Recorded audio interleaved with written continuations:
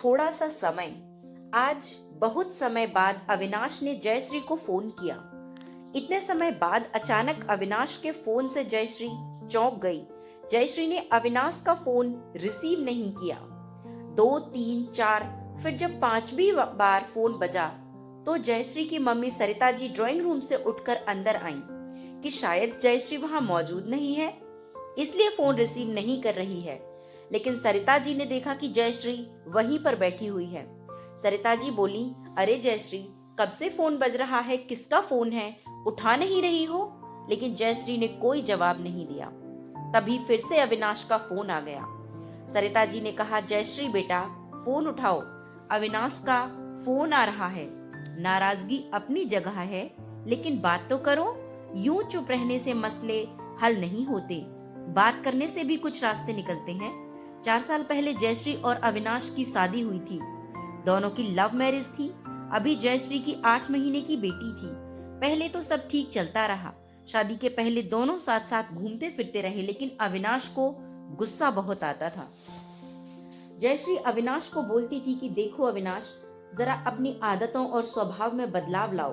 तुम बहुत गुस्सा करते हो, कैसे चलेगा ऐसे? जरा जरा सी बात पर तुम गुस्सा हो जाते हो। तुम्हारा यही रवैया रहा तो फिर मैं तुमसे शादी नहीं कर सकती। फिर अविनाश थोड़ी देर में नॉर्मल हो जाता और सॉरी बोलकर शांत हो जाता। जयश्री ने सोचा कि शायद शादी के बाद अविनाश में कुछ बदलाव आ जाए, लेकिन ऐसा नहीं हुआ। शादी हो गई और बात बात में अविनाश अभी भी हाइपर हो जाता था। 2-4 दिन की नाराजगी से फिर मामला शांत हो जाता था, लेकिन अविनाश में कोई बदलाव नहीं आया। अविनाश और जयश्री दोनों नौकरी में थे और आजकल तो चलन है कि यदि पति पत्नी दोनों नौकरी कर रहे हैं तो घर के काम भी दोनों को मिलकर ही निपटाना होगा। और सही भी है, घर आने पर दोनों ही तो थके होते हैं, तो एक दूसरे का सहयोग करना लाजिमी है। 12 घंटे का काम यदि पति कर रहा है तो 12 घंटे का काम पत्नी भी तो कर रही है। लेकिन अविनाश किसी काम में मदद नहीं करता था। और जब जयश्री कहती, देखो अविनाश, तुमने वादा किया था कि तुम अपने आप को बदलोगे, लेकिन तुम्हारे अंदर कोई बदलाव नहीं आ रहा है, ऐसे कैसे चलेगा? मैं तुम्हारे साथ नहीं रह सकती। तो अविनाश बोलता, हाँ हाँ, बदल लूंगा अपने आप को, लेकिन देखो यार, अपने से ये घर के काम वाम नहीं होते, मुझसे ना कहा करो ये सब, तुम ही मैनेज करो। फिर जयश्री ने घर में हाथ बटाने को अविनाश को नहीं बोला। बेकार में झिकझिक होती है, छोड़ो, रहने दो। आज जयश्री और अविनाश डॉक्टर के क्लिनिक से बाहर आए तो दोनों बहुत खुश थे। जयश्री प्रेग्नेंट जो थी, खुशी की बात तो थी ही। घर के सारे काम को जयश्री ने हेल्पर रख लिया। चलो, काम तो हो जाते थे, लेकिन ऐसी स्थिति में टेंशन फ्री रहना और मॉरल सपोर्ट की भी तो जरूरत होती है। 5वां महीना लगने पर जब जयश्री रूटीन चेकअप के लिए डॉक्टर के पास गई तो कुछ प्रॉब्लम की वजह से डॉक्टर ने जयश्री को बेड रेस्ट बता दिया।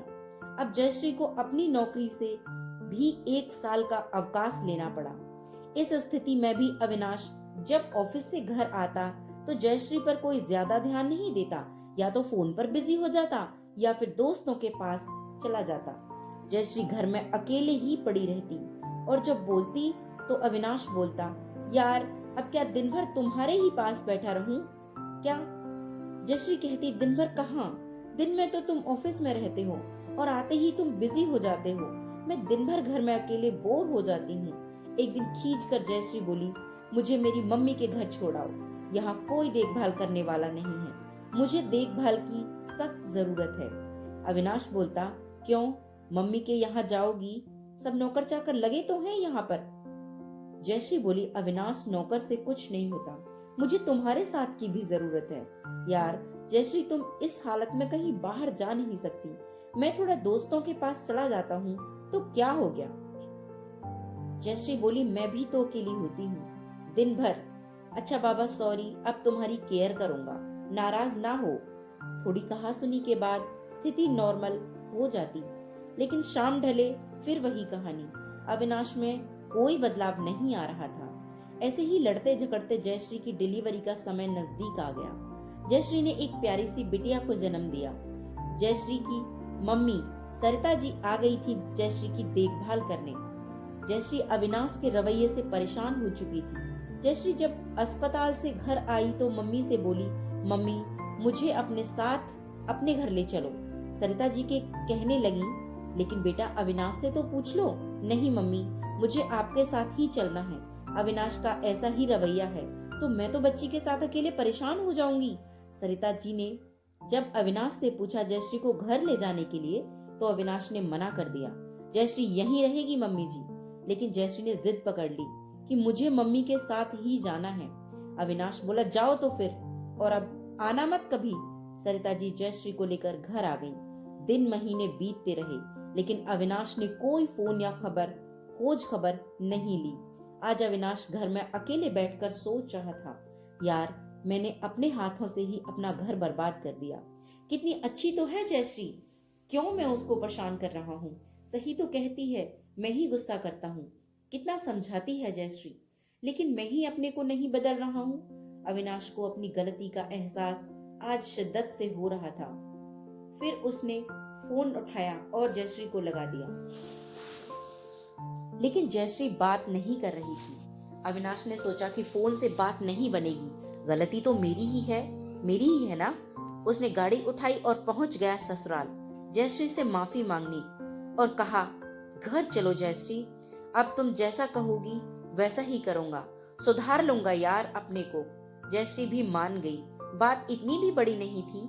बेटी और पत्नी को लेकर अविनाश घर आ गया, अपने उसी घर में जिसे दोनों ने बड़े प्यार से सजाया था। स्टोरी पसंद आए तो कृपया लाइक एवं शेयर करें, चैनल को सब्सक्राइब जरूर करें एवं कमेंट में अपना सुझाव व्यक्त करें। धन्यवाद।